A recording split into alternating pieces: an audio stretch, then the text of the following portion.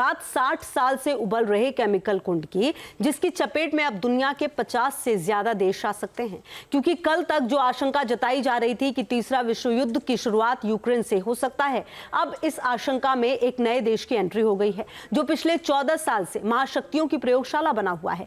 दावा किया जा रहा है कि अब इस प्रयोगशाला में उबल रहा केमिकल इतना धधक चुका है कि महाविनाश मचा सकता है। एक रिपोर्ट आपको दिखाते हैं। 60 साल से उबल रहे केमिकल कुंड का सच।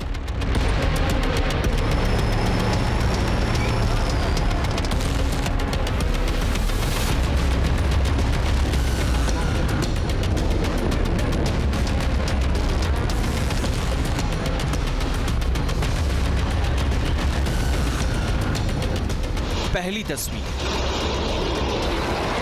दूसरी तस्वीर, तीसरी तस्वीर,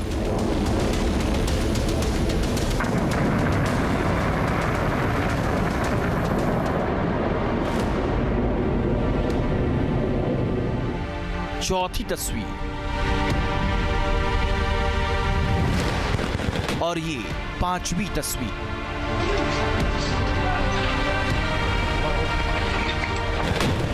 तबाही का तांडव मचा रही ये 5 तस्वीरें ना तो इजराइल युद्ध की है और ना यूक्रेन में लड़ी जा रही जंग की,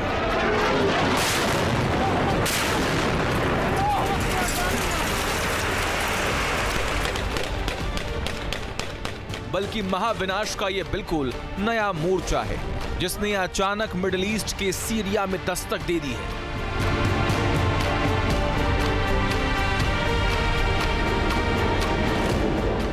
बेशक इन 5 तस्वीरों में गरजते बम बंदूकों का खौफ कम नहीं है, मगर मानिए सीरिया से ऐसी 500 तस्वीरें सामने आई हैं जो गवाही दे रही हैं कि मिडिल ईस्ट के एक और मुल्क में हालात आउट ऑफ कंट्रोल हो गए हैं।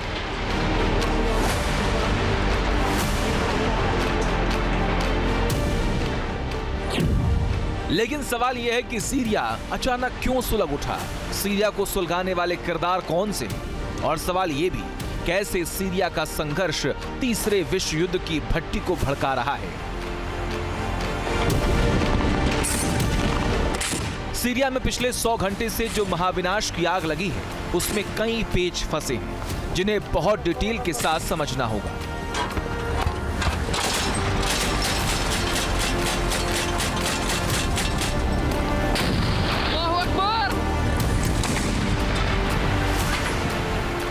मगर पहले आप सीरिया के मौजूदा हालात के बारे में जान लीजिए, क्योंकि अगर इन हालात को नहीं संभाला गया तो तय मान लीजिए कि तीसरे विश्व युद्ध की चिंगारी सीरिया से ही भड़क सकती है। क्योंकि सीरिया से बहुत तेजी से और लगातार ब्रेकिंग न्यूज सामने आ रही है।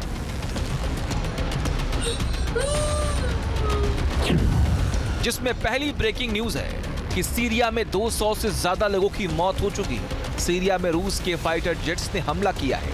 सीरिया में खुद वहां की असद सरकार ने भी हवाई हमले किए हैं। इसी सीरिया में ईरान ने भी कई हमले किए हैं। सीरिया का विद्रोही गुट HTS यानी हयात तहरीर अल शाम अलेप्पो शहर में घुस चुका है। सीरियाई सेना के साथ उसकी आमने सामने की जंग चल रही है। सरकार विरोधी गुट ने 150 वर्ग किलोमीटर के इलाके पर कब्जा कर लिया है।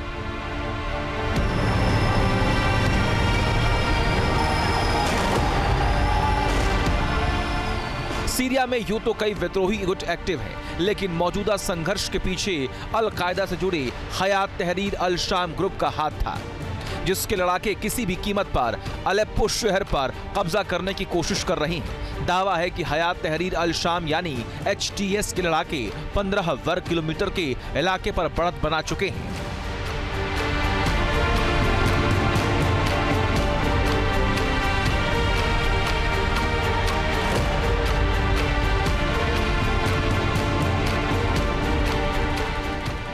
वैसे तो ये समूह पिछले कई साल से सीरियाई सरकार के लिए सिरदर्द बना हुआ है, मगर हालात बेकाबू तब हुए जब HTS और उसके सहयोगी ग्रुप्स ने अचानक उत्तरी अलेप्पो के इलाके पर हमला कर दिया।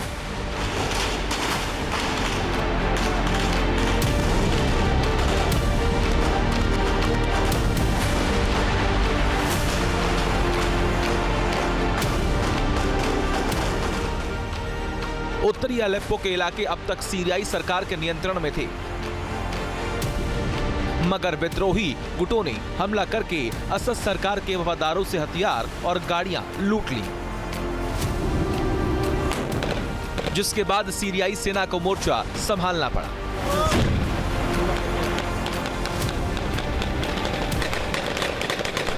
लेकिन मामला सिर्फ सीरियाई सेना या विद्रोही गुटों के बीच का नहीं है, बल्कि दुनिया के कई ताकतवर मुल्कों के साथ जुड़ा हुआ है।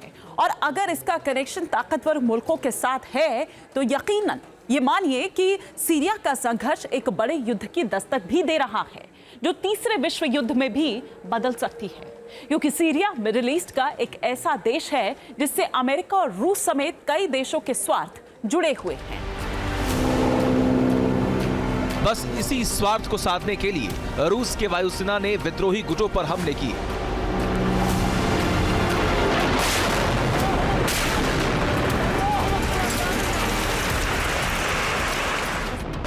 इस हमले में HTS के लड़ाकों को भारी नुकसान उठाना पड़ा।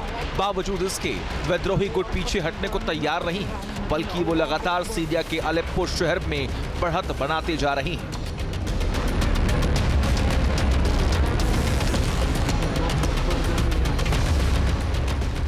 अब मौजूदा हालात देखने के बाद आपके जहन में सीरिया को लेकर कई सवाल उठ सकते हैं।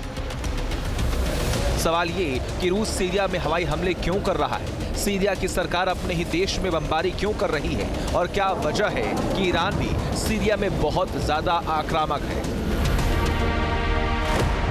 तो इन सवालों का जवाब आपको तब तक समझ में नहीं आ सकता जब तक कि आप सीरियाई शहरों के कुछ वीडियोस को नहीं देख लेते। पहला वीडियो सीरिया के अलेप्पो शहर का है, जिसमें 100 घंटे पहले ही फिर से घमासान शुरू हो गया। दूसरा वीडियो सीरिया के ही रक्का शहर का है, जिसका मंजर बेहद खौफनाक है। ड्रोन कैमरे से रिकॉर्ड किया गया ये वीडियो साफ साफ गवाही देता है कि कैसे गृह युद्ध ने इस शहर को रहने लायक नहीं छोड़ा। रक्का में जहां तक भी ड्रोन कैमरे की नजर पहुंची, छलनी छलनी शहर दिखाई दिया। दीवारों पर गोलियों के निशान, सड़कें गलियां बिल्कुल वीरान। नाम से भले ही शहर हो, मगर दिखता है बिल्कुल शमशान। तस्वीरें लेटेस्ट नहीं है, मगर इन्हें देखने के बाद इतना अंदाजा जरूर लगाया जा सकता है कि सीरिया क्या कुछ झेल कर बैठा है। तीसरी तस्वीर भी यहाँ के दमिश्क शहर की है। तबाही का मंजर यहाँ आज भी बिल्कुल ताजा है। उत्तरी पश्चिमी सीरिया में विद्रोही गुट हयात तहरीर अल शाम और उसके एलाइज ने सीरियन गवर्नमेंट फोर्सेस पर बड़े हमले लॉन्च किए हैं और विद्रोही गुटों ने इदलिब और अलेप्पो प्रोविंसेस के कुछ गांवों और शहरों को अपने कब्जे में ले लिया है। और इदलिब जो प्रोविंस है उस पर अभी विद्रोही गुटों का कब्जा है। जाहिर है कि वर्तमान समय में मिडिल ईस्ट रीजन में जिस तरीके के अनिश्चित हालात बने हैं, उसका असर सीरिया के सिविल वॉर पर भी पड़ रहा है। शहर की शायद ही कोई ऐसी इमारत बची होगी जो अपने पैरों पर सही सलामत खड़ी होगी।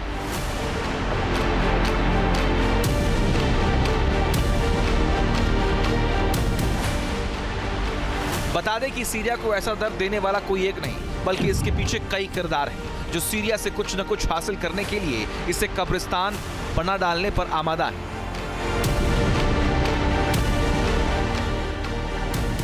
इसमें पहला किरदार है अमेरिका, दूसरा किरदार है रूस और तीसरा किरदार है तुर्की। चौथा किरदार है ईरान, पांचवा किरदार है इजराइल, छठा किरदार है इराक। दुनिया के 6 देश न केवल सीरिया में तबाही के किरदार हैं, बल्कि आप चौंक जाएंगे ये जानकर कि ये 6 देश हर वक्त तीसरे विश्व युद्ध की आशंका को बनाए रखते हैं। दरअसल इसमें रूस, ईरान और इराक खुलकर सीरिया की असद सरकार का समर्थन करते हैं, जबकि अमेरिका, तुर्की और इजराइल पर आरोप लगते हैं कि वो सीरिया की असद सरकार को उखाड़ फेंकने के लिए विद्रोही गुटों का समर्थन करते हैं। इस पूरे सिनेरियो को इस तरह समझिए कि नाटो का अहम सदस्य तुर्की सीरियाई सेना से लड़ रहे HTS विद्रोहियों के समर्थन में, तो रूस इन विद्रोहियों पर हमले कर रहा है।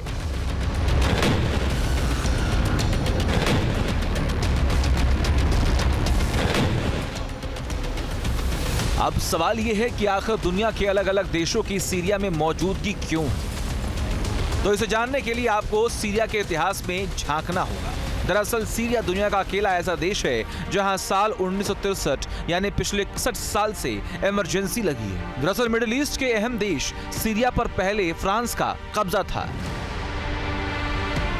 मगर 24 अक्टूबर 1945 को इसे फ्रांस से आजादी मिल गई, जिसके बाद सत्ता बाथ पार्टी के हाथ में आई। मगर साल 1970 के बाद से सत्ता की चाबी हमेशा असद परिवार के हाथों में ही रही। अब चूंकि असद परिवार का झुकाव रूस की तरफ था, तो उसने सीरिया में रूस के मिलिट्री बेस बनवा दी, जिसे सुपर पावर अमेरिका ने अपने लिए सीधी चुनौती माना। दावा किया जाता है कि इसके बाद ही शुरू हुआ सीरिया को अस्थिर करने का खेल। इसके लिए सीरिया में हथियारों और डॉलर्स की पंपिंग डंपिंग की गई।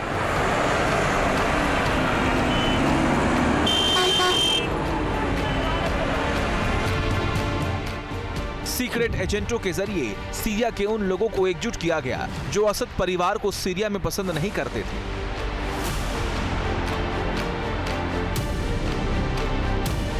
मामला बेकाबू तब होने लगा जब साल 2000 में बशर अल असद ने अपने पिता की मौत के बाद सीरिया का राष्ट्रपति पद संभाला। सत्ता संभालते ही बशर अल असद ने विद्रोहियों को सख्ती से कुचलना शुरू कर दिया। मार्च 2011 में जब इस दमन से तंग आकर विद्रोहियों के परिवारों ने पड़ोसी देशों का रुख किया, तो इससे मामला इंटरनेशनल होने लगा। तुर्की ने इस विद्रोह को हवा देनी शुरू कर दी, जिससे अमेरिका का भी खुला समर्थन मिला।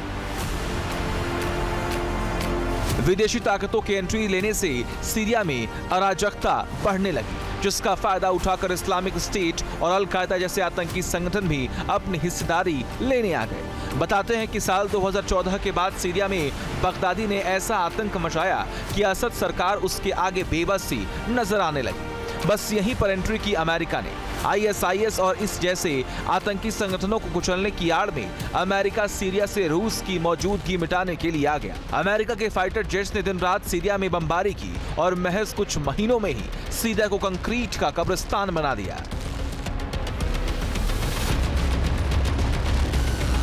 हालात ये बने कि करीब 2 करोड़ 35 लाख की आबादी वाला ये मुल्क त्राहिमाम कर उठा। दावा किया जाता है कि 12 साल तक चले गृह युद्ध में करीब 5 लाख लोग मारे गए। करीब 60 लाख लोगों को जान बचाने के लिए पड़ोसी देशों में शरण लेनी पड़ी। ऐसे लोगों की भी कमी नहीं है जो आज भी सीरिया के शरणार्थी शिविरों में अपने दिन काट रखे हैं। ये दावा किया जाता है कि करीब 50,000 लोग तो सीरिया की जेलों में यातना देने की वजह से मारे गए। संयुक्त राष्ट्र की एक रिपोर्ट के मुताबिक 12 साल के गृह युद्ध के कारण सीरिया 100 साल पीछे चला गया। आज भी सीरिया के 90 लाख से ज्यादा लोगों के पास बुनियादी सुविधाएं नहीं है। खाने पीने से लेकर रहने तक के लिए लोगों को संघर्ष करना पड़ता है, जबकि 1,85,000 वर्ग किलोमीटर इलाके में फैली सीरिया में हर कोई अपना हित साध रहा है।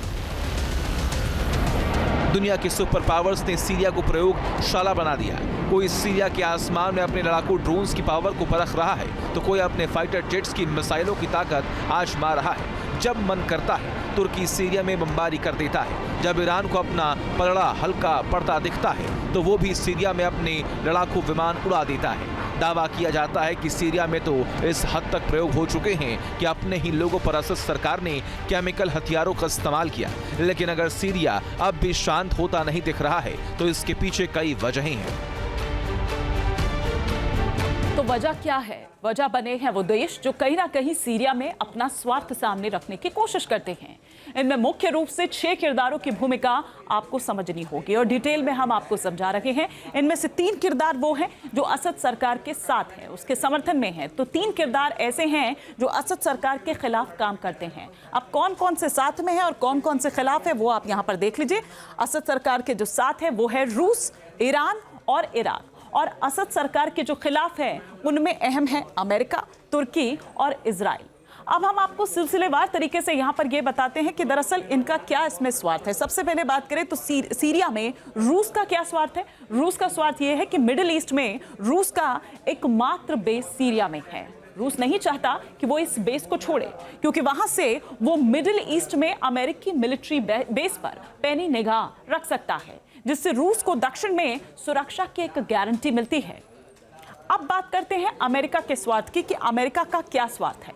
तो अमेरिका हमेशा से ही मिडिल ईस्ट के एनर्जी रिसोर्सेज पर अपना कब्जा चाहता है। सीरिया भी उन्हीं में से एक देश है। रूस ये चाहता है कि सीरिया के एनर्जी सोर्स का इस्तेमाल उसके लिए हो, और ये तब तक मुमकिन नहीं है जब तक कि रूस सीरिया में मौजूद है।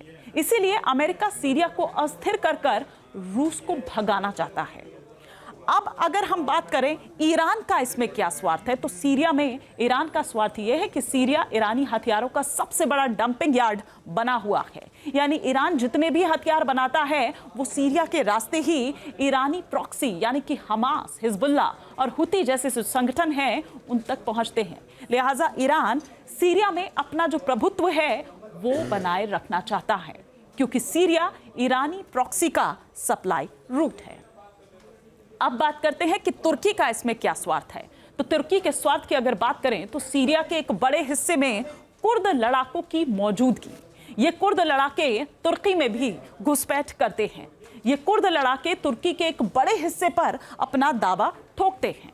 लिहाजा तुर्की को भी इन्हें कुचलने का जब भी मौका मिलता है वो सीरिया पर हमला कर देता है। अब बात करते हैं कि सीरिया में इजराइल का क्या स्वार्थ है। तो अगर इजराइल के स्वार्थ की हम बात करें तो सीरिया ईरान का प्रॉक्सी का भी गढ़ बन चुका है। इसे खत्म करने के लिए इजराइल इस इलाके में सक्रिय रहता है। जब भी इजरायली इंटेलिजेंस ईरानी प्रॉक्सी के एक्टिव होने की खबर देती है तो इजराइल की जो वायुसेना है वो बिना देर किए जो सीरिया के इलाके हैं उनमें बमबारी शुरू कर देती है, जिसकी वजह से सीरिया बद से बदतर हो जाता है। अब बात करते हैं कि सीरिया में इराक का दरअसल क्या स्वार्थ है। सीरिया में ईरान के पड़ोसी देश इराक का भी हित छिपा हुआ है, क्योंकि जो इराकी मिलिशिया जो है वो सीरिया के रूट से ही हथियार हासिल करते हैं। सीरिया की 90% आबादी ऐसी है जो आज भी गरीबी रेखा के नीचे जीवन जी रही है। होना तो ये चाहिए था यूएन जैसी संस्था या शांति की वकालत करने वाले देश सीरियाई लोगों का जीवन सुधारने में मदद करते, मगर 12 साल के गृह युद्ध के बाद एक बार फिर सीरिया को सुलगाने की कोशिश की जा रही है। और जो मौजूदा हालात दिखाई दे रहे हैं, लगता नहीं कि सीरिया की समस्या निकट भविष्य में खत्म होने वाली है। Team news nation.